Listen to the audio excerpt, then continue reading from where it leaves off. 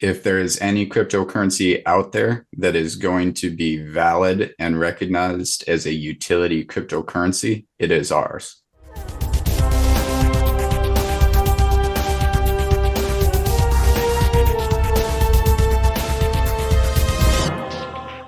Well, good evening, folks. It is exactly 4:17 here in Costa Rica, and we got the CEO of Reaper Financial, and he's going to give you an education today on exactly what his token is, how it works. We're going to talk a little bit about this, debacle called the FTX collusion. We're going to see how deep that rabbit hole goes and what he knows or what he's able to relay, because this guy is a little bit on the deep side, if you know what I mean. But before we get started, folks, make sure you hit the pause button. Okay, go down below. There's a Rumble link. Go over to Rumble and follow us over there. QFS1776.com is, without question, the holy grail of what's to come. Okay, T-shirts. You got to get yourself decorated. This way people will ask you, what is XRP? What is Reaper Financial? What is the quantum financial system? What is this? What is that? And you send them where? To QFS1776.com, where they need to immerse themselves, because we're going to burn down this system down to the ground. And out of the ashes will rise the phoenix. There'll be nothing to go back to. Believe me when I tell you that. Unified TV will take over Netflix. We're bringing in the next genre of movie producers and storytellers and actors and actresses. And we're telling the story of how the world is going to be on earth as it is in heaven. Jassara Nassara is coming. Don't make no mistake about it. Gold and silver right down below. Promo code Mel Carmine. Make sure you use the promo code. Almost $8 billion in sales. We're direct to like a bunch of mints. We are the ones that can get you the gold and silver directly to your door, okay, at the cheapest price. Don't even waste your time looking for a cheaper price. It doesn't exist. Also, our Telegram groups down below. If you want to learn what's coming and you're sort of a little scared, I understand. Believe me, I was there too at one point. Our Patriots are literally waiting for you in the room, 30,000 of them. And they will take you by the hand and teach you exactly how to charter these waters that are coming. Last but not least, if you're looking to buy a large amount of XRP, I mean a large amount, $10,000 is the bare minimum, or $1 million, 10 million, 100 million, it doesn't matter. My guys can get you that amount, no questions asked. Send us an email to QFS1776@gmail.com. Do not send us any emails regarding whether XRP is going to go up today or down. We don't answer those stupid emails. All right. And that's pretty much it. Brother Patrick, it's been about 2 months since we spoke last, and a lot's happened. We have a situation here with FTX. He's going to go into how his token works and how it fits into the overall picture. I believe your token is going to be one of the ones that is going to survive once the smoke clears. Am I correct? You are correct. And if we don't survive, nothing will. Really? That's a bold statement, brother. Can you explain that to us?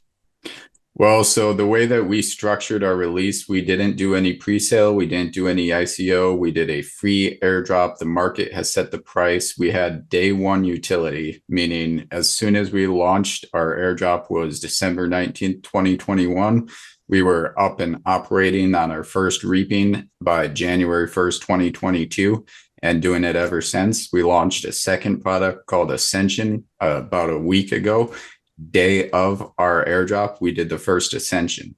So if there is any cryptocurrency out there that is going to be valid and recognized as a utility cryptocurrency, it is ours.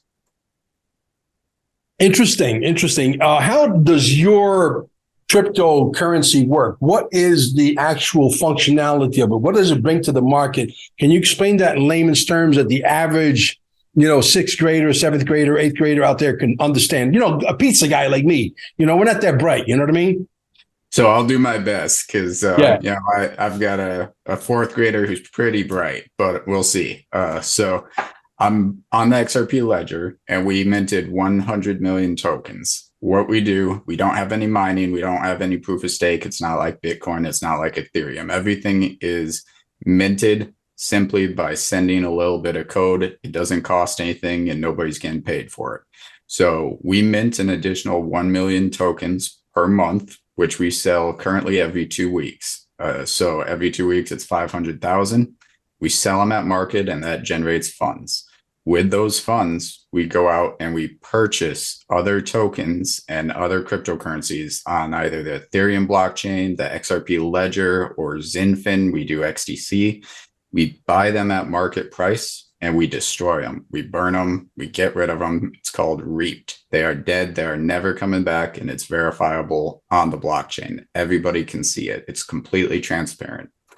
We take a 1.5% operating fee for the company, and then we do 25% of the funds generated goes into a permanent drip trust fund. That permanent drip trust fund does not belong to us. We are just the trustees that manage it. The beneficiary is the RPR token holders, the Reaper token holders. So if anything ever did happen to Reaper Financial as a company, that RPR trust fund would be distributed to all RPR holders relative to their holdings. And then we also currently do a 25% drip stimulus. We pay in XRP. We don't pay in Reaper token.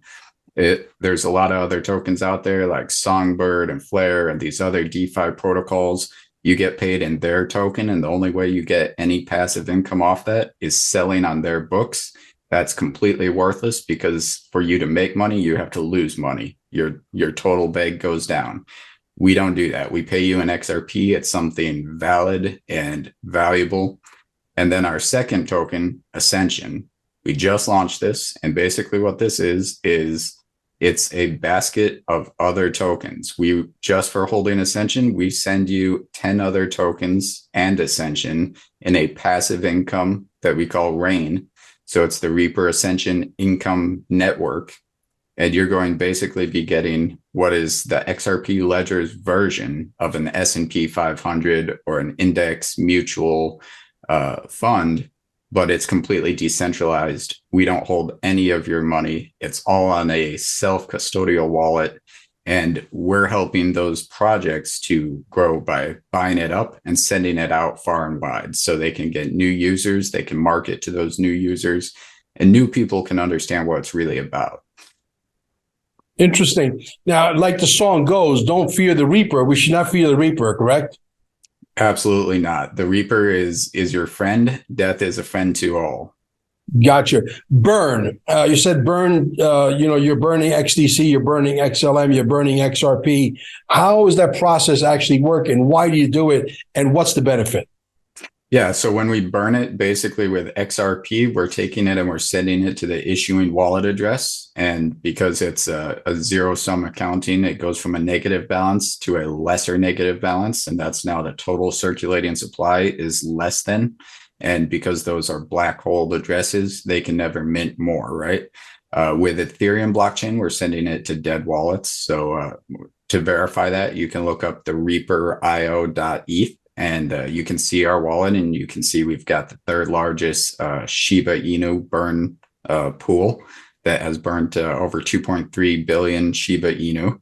And then for Zinfin, we're again sending it to a dead wallet address. So it's visible transactions on the blockchain, and you know it's never coming back. The reason it works is because we've reduced the supply, we've increased the demand by buying at market, and now the token or the coin that's been bought and burnt is rarer. There's still the same number of people in their ecosystem. There's still the same number of people that want it, and it's more scarce, which means it is by virtue more valuable. And that means that the price over time should reflect. Okay. Did you have anything to do with the XLM massive burn that they had back a few years when they took down the supply down by half, and it didn't do nothing for the price, by the way? I think they should have kept it. I think that was my opinion. I'm not a financial advisor. They should take nothing I say to you as financial advice, but I think that was a big mistake. So I didn't have anything to do with that. Now, our key difference is if they burnt half the supply, they were most likely burning it from the XLM developer wallets. Mm-hmm. So that's completely different than what we do, where we go and we purchase it at whatever the market price is to burn it. Okay. Now, before we hit the record button here, Patrick, you had mentioned something regarding the lawsuit. Is there something you know that we need to know? So which lawsuit are we talking about? Ripple's lawsuit. All right. So we have put our amicus brief officially in support of Ripple and the SEC versus Ripple Labs case. And we have made some very valid points comparing our use case to basically Google Docs or Excel or the owning of property. So what we're aiming for as a company is to get cryptocurrency recognized as a product from the company and thereafter property of the individual who holds it, as it is not a security. It is your property to do with as you wish. You can burn your own property. You can take your Ford Mustang and drive it into a wall. That doesn't mean that you hurt Ford Motor Company. You never owned any part of Ford Motor Company for doing so. Gotcha. Now, do you have a video on your website that explains and goes into detail exactly how Reaper Financial and the other token you have? And also I want to ask you, what is the price of your token right now? So the current price for Reaper or RPR token is about 4 cents, and the current price for Ascension is about 1 cent. Gotcha. Okay. And what is the circulating supply?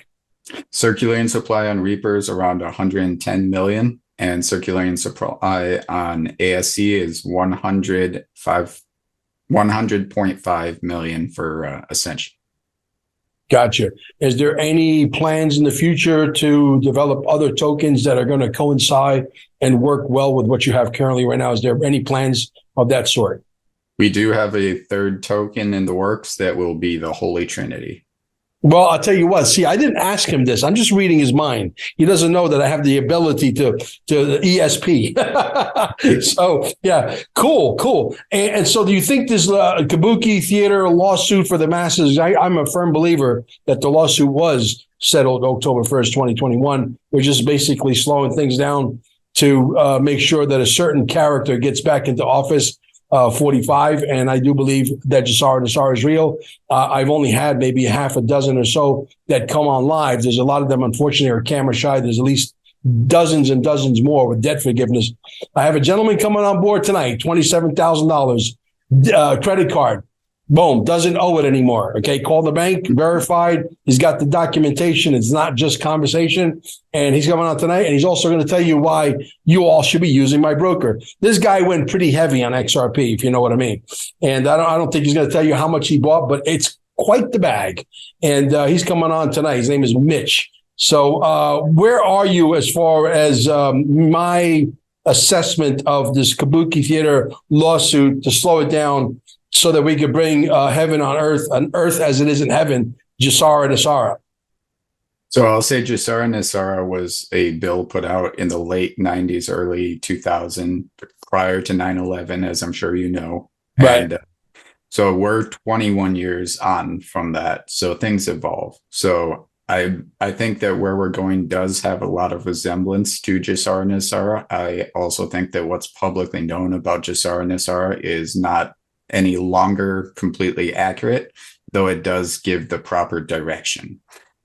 So as far as the Ripple case, I would point out that Bill Hinman, who was in the Hinman emails, obviously, is currently one of the crypto advisors for A16Z, or I forget the long form name of that right now. So A16Z is also one of the primary investors in Ripple. So I think that the fix was probably in before the case ever launched. I think that Bill Hinman probably advised Ripple's attorneys to go after his own emails. And I think that Clayton launching the suit on the last day in office before Gensler came in was probably a bit of a trap for Gensler. And I think that's evident by Forbes posting an article saying Gary Gensler resign, when we know that Forbes and Gary Gensler both answer to the same political party and the same financial backers. Yeah, well, Gensler's got blood on his hands. And so does, what's that congresswoman, like short hair, Donald Trump calls her Pocahontas. I can't think of her name. Elizabeth Warren. I believe Biden's got blood on his hands with this FTX. What do you read into this whole thing so far? Are they going to whack this kid? Are they going to make him the patsy? The guy who supposedly created the whole thing? So I have to be a little bit careful on this because I'm not yet retired from the military. I've got about a month and a half to go here. But Gotcha. I will say that from a devil's advocate perspective, let's take a step back and let's look at Russia and why they invaded Ukraine in the first place. So from the fall of the Soviet Union, it was in the NATO treaty with the Soviet Union that they would not expand eastward. They've done it every single president since the fall of the Soviet Union. And then we got to 2014, Ukraine, which Russia's wholly depended on for gas and food and grain to get through the winter. Ukraine was able to elect a pro-Russian candidate, which was then overthrown by the West. And that's at least Russia's version of the story, right? At a minimum, I'm not making any wild statements here about one way or the other. However, during that time, Joe Biden was vice president and was also the one meant to oversee that sector of the world. He was the manager, essentially, of foreign affairs for Ukraine. Yes. When we supported a ousting of a candidate that was an elected official who was pro-Russian. When that candidate was ousted and another candidate came in that was pro-NATO, the former Gazprom and former gas industries that were in support of Russia and probably taking bribes from Russia up until that point, Hunter Biden, Vice President Joe Biden's son, went and worked for them. And then suddenly they're on the other side of the house. So obviously this is a problem for Russia. And then you skip forward to post-Trump era, and you have the former Vice President Joe Biden being elected President Joe Biden. What do you think that does for Russia's national security and their stance and what they have to do internationally? So they were really put in a corner, and I'm not saying I'm in support of Russia or Putin. I'm not in support of Zelensky or Ukraine. I'm not. You're neutral. I support the Russian people and the Ukrainian people, not their governments. I'll put it that way. So from a standpoint of what happened with FTX, we again see, and actually I was in a space earlier today regarding the FTX Sam Bankman-Fried crash, and lo and behold, of all people, Hunter Biden himself came in to speak as a guest speaker in this space on account of his art and NFTs and the metaverse. I think that there's a very clear surface level money cleaning operation that took place. So we see the FTX, we see Ukraine accepted donations in cryptocurrency through FTX to FTX, stored it there, and we know those donations went to politicians. Not just the blue. He was the second largest donor behind George Soros to the Democrats. He also donated to about a dozen Republicans. So I think that there was a clear incentive model in which the FTX Sam Bankman-Fried saga likely involved a money laundering scheme on behalf of corrupt politicians in the U.S. that had an interest in the war in Ukraine persisting. And this is not the official position on behalf of the United States military by any means. This is solely my own take and my own opinion, given my own knowledge. Gotcha. So, and talking about the military, I understand you're getting out because of this medical procedure that they're trying to force on people that people don't want to do it. And I understand that without mentioning, because we have to try to stay a little bit under the radar. Let's say this platform doesn't like me a little too much. So where do you see the military come into this whole equation? Because I recently, that guy, Patrick Byrne, I think he was a CEO of Shopify, big company, who's one of the majestic 12 of Donald Trump. And he was recently on stage with Clay Clark's, Wake Up America tour. And he was able to talk about some stuff that maybe, 8 months, a year ago would have been deemed to be very sensitive. But they were able to let this cat out of the bag. And one of the things that Donald Trump said, they had an option of, making this war very visible and going with uniforms on the street, Donald Trump persisted. This is the moral of the story is that Donald Trump persisted. Absolutely no uniform. I mean, the Iron Fist came down, no uniforms. So is there a silent war going on that there are people that are not wearing military uniforms and they're wearing special Navy SEAL rubber shoes and they're very hush hush and they're extremely trained, the best of the best. This is the Top Gun. Is there something going on? Because I feel there's millions of people that feel the same way I do. Where are you on this? So I'll say that there's always an internal struggle. I did myself on my objection to that mandatory medical procedure. Right. I sent up a rough 450 pages of evidence in support against that went into a lot of details beyond simply medical. And the response that I received from the Army was literally just motion denied. Not a single instance of proof in that which I submitted was objected to or didn't, rejected, or did they attempt to disprove anything that I had sent up. So my opinion on the matter is that the United States military, if there is a branch that is fighting this war in secret, then unfortunately that branch is no longer in a position of power because it does not seem to be going the way that I think it would reasonably go given the evidence. Gotcha. So you have any, because we've been at this for some time, a lot of people out there are getting battle fatigued. I know you're a soldier. You're probably taking some of those, Reaper vitamins. So you probably have a little more stamina than most of us, being that you are a soldier. Are you getting battle fatigued? Are you losing hope, or you think this thing goes down? And when they do finally announce Jassara Nassara, it's a two-part question. Do you think they're going to call it Jassara Nassara, or do you think they have some other name that's already been concocted? No, it'll definitely be a different name. It'll be something else. But as far as fatigue, I'll put it this way.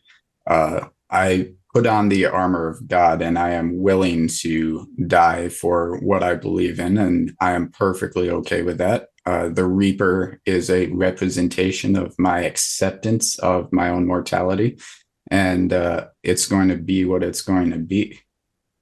Absolutely. Well, I feel the same way.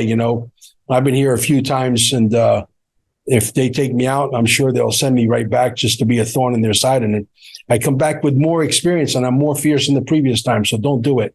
That's all I can say. I'm not a soldier, but I'm a hard ass. I don't go down that easily. So I've been called to this fight for a reason. I feel that I'm definitely under a divine guidance of sort that I cannot explain, but I am.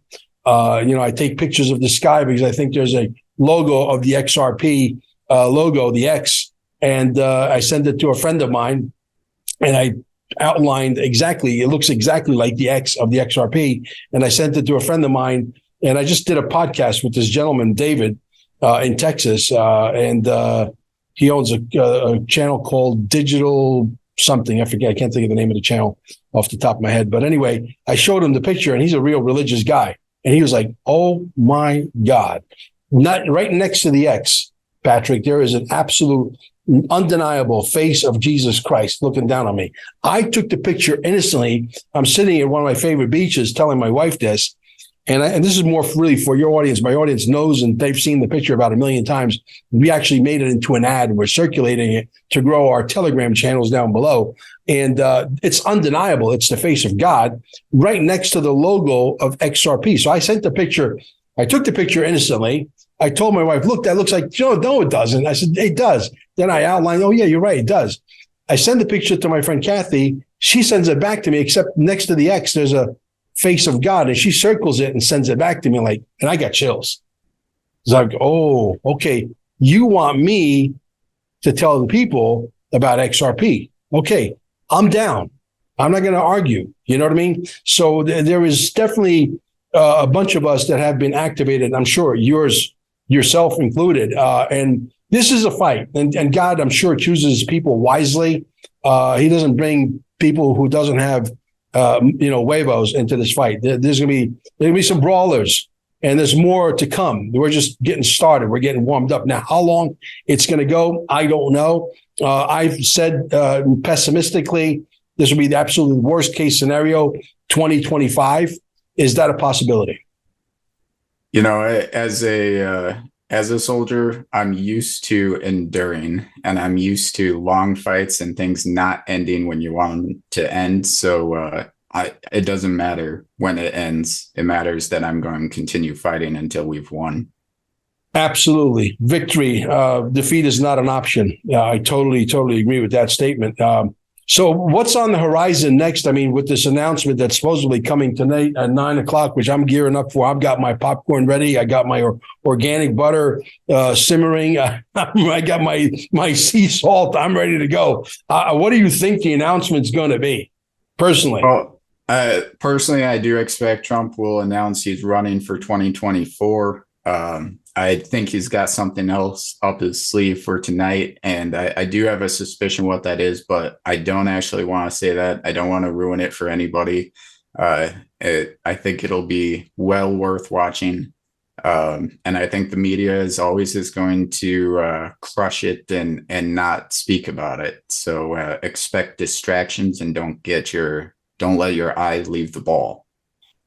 And will he tell us direct, or is it going to be sort of like a breadcrumb, and then we have to pick up the breadcrumb and look at it, smell it, dissect it, connect the dots? Is it going to be that kind of a thing where it's going to be a covert, like, hey, you got to read between the lines? I think it's going to be a breadcrumb. And the reason I say that is because the midterms are not finalized. We don't yet know who has the House and who has the Senate. If Right. we did, I think he would be able to be much more direct. But given that we don't, there's still ambiguity there. Personally, I never promise anything I don't already know I can deliver. So Totally. I don't know how Trump feels on that, but I think it'll be a breadcrumb, to be honest. If you had to give Donald J. Trump a report card on how he's executed so far, stepping down, allowing the people to wake up. Obviously, there's still more people to wake up. But I think, and you can correct me if you think I'm wrong, I've been wrong before, believe it or not. Amazing, right? Where if we would have done it, like go in, and say, hey, this is wrong. I'm not leaving. I am the president. This guy's a phony, whatever. We would have had a much more amount of people fighting us and the army and whoever else is in the way. But doing it this way, allowing things to play themselves out, the inflation, all the border stuff, all the bullshit that's going on, people are starting to see, because they could see it, they could feel it. They know what's real, they know what's not. Most people out there have enough good sense. I hate to call it common sense, because if it was common, everybody would have it. We know that everybody doesn't have it, right? So, yeah, absolutely. The reality is, at this point, do you think that he would be getting a grade A or a B plus? What would you grade Donald Trump? And do you think that this is the only way, the only execution that could have, or was there maybe a better way to do it? So I'm going to say something extremely unpopular, probably very unpopular with your viewing audience. Give it to us. I think Donald Trump did a perfect job for 98% of what he was doing, and I think he absolutely failed at 2%.